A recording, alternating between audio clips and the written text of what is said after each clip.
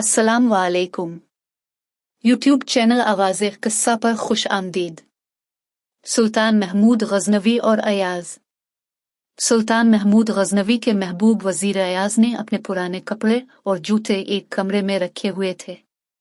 वो रोज़ाना इस कमरे में जाता और अपने पुराने कपड़ों और जूतों को देखकर कहता, ए अयाज़, कदर खुद शनास ए अयाज़, अपनी कदर पहचान, बादशाह की खिदमत में आने से पहले तेरी ये औकात थी। पैबंद लगे हुए ये कपड़े और जूते तो पहनता था। अपने मौजूदा मर्तबे पर नाज़ा है कर अपनी असल को ना भूल जाना। देखने वाले भी क़ियामत की नज़र से देखते हैं। इसका रोज़ाना इस कोठरी में जाना भला कब तक पोशीदा रह सकता था। दूसरे उमरा और वज़रा इससे हसद करते थे। उन्होंने महमूद के दिल में शुबा डालने की कोशिश की और कहा कि अयाज़ ने एक कमरा ज़बरदस्त तालों से बंद कर रखा है। किसी को इसके अंदर जाने नहीं देता और न ही किसी को बताता है कि इसमें क्या बंद है। हो सकता है शाही खजाने से बेशबहा जवाहर चरा चरा कर इसमें रखता हो। इसके कमरे की तलाशी ली जाए, इसकी वफादारी का भरम खुल जाएगा। बादशाह अयाज़ की वफादारी और पाकबाजी पर पूरा यकीन रखता था। बादशाह ने कहा, मुझे इस गुलाम पर हैरत है, और हुक्म दे दिया कि इस कमरे के कुफुल खोले जाएं और जितना माल और दौलत इसने ज़ख़ीरा किया हुआ है इसके मुतालिक मुझे आगाह किया जाए। ऐसे गंदम नुमा जो फरोश का पर्दा ज़रूर चाक कचावे। बादशाह का हुक्म पाते ही हासदीन ने कत्ल तोड़ डाला और यूं अंदर थे जैसे छाछ से भरे हुए गहरे बर्तन में मक्खी मच्छर खस जाते हैं। उन्होंने कोठरी का गोशा गोशा चप्पा चप्पा छान मारा, सिवाय बोसीदा कपड़ों और जूतों के कुछ ना मिला। आपस में कहने लगे, अयाज़ बहुत चालाक है, उसने जरूर जवाहर दफन कर रखे होंगे। उन्होंने कुदालें और फावड़े लेकर सारे कमरे का फर्श खोद डाला, मगर कुछ हाथ ना आया। फिर झुंझला कर कोठरी की दीवारें तोड़ने लगे, शायद वो खजाना ईंटों के अंदर छुपा हुआ हो। हर ईंट से लाहौल की आवाज आने लगी।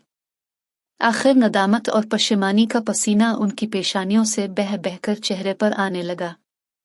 इनकी गुमराहियों और बेहूदगियों का सबूत वो गड़े और टूटी हुई दीवार में थी, जिन्हें इन हासदीन ने हसद की आग में अंधे होकर गिराया था। इस बेहुदा कार्रवाई के बाद उन्हें ये खौफ दामन गिर हुआ कि बादशाह को क्या जवाब देंगे। आखिरकार अपनी जान से मायूस होकर रोते और चेहरों पर गर्द गुबार मिलते बादशाह की खिदमत में हाजिर हुए।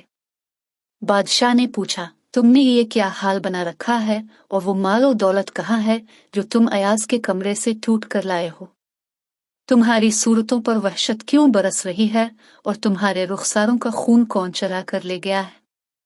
बादशाह के इन कलिमात की ताब न लाकर सब के सब हासिद बादशाह के कदमों में गिर पड़े।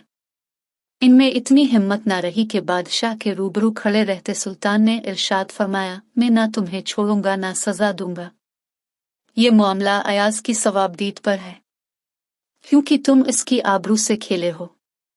गहरे घाव इस नेक दिल की रूह पर लगे हैं। सुल्तान महमूद ने अयाज़ को तलब करके फरमाया कि नेक बख्त, तो इस इम्तिहान में सुरखरू निकला। ये मुजरिम तेरे हैं और तुझे पूरा इख्तियार है, उन्हें जो चाहे सजा दे। अयाज़ अर्ज करने लगा, ये बादशाह हुक्मरानी आपको ही ज़ेबा है।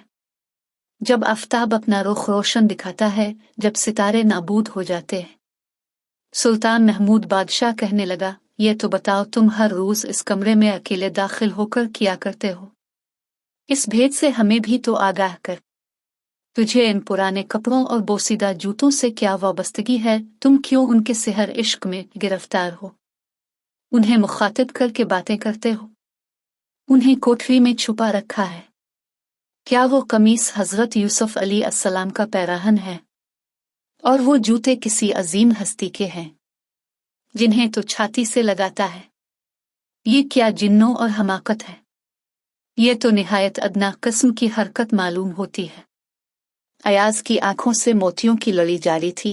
अर्ज करने लगा, ए शाह जीजा, मेरा मौजूदा मर्तबा आप ही के लुत्फ़ व करम का मरहून मिन्नत है, वरना मैं तो हकीकत में एक मस्कीन और बेनवा आदमी हूँ, और यही पुराने कपड़े और जूते पहनने के लायक हूँ। ये मेरी गरीबी के दिनों की यादगार है। ان کی حفاظت کرنے سے میری غرض یہ ہے کہ اپنے بلند منصب اور شان پر مغرور ہو کر کہیں اپنی حقیقت کو نہ بھول جاؤں۔ اصل میں ان کی حفاظت نہیں کرتا بلکہ اپنی اصلی ذات کی حفاظت کرتا ہوں۔ انسان کو ہر دم اپنی حقیقت سے آگاہ رہنا چاہیے، ورنہ بعض لوگ اپنی حقیقت کو فراموش کر کے بڑا بننے کی کوشش کرتے ہیں، جس کا نتیجہ خسارے کے سوا کچھ نہیں ہوتا۔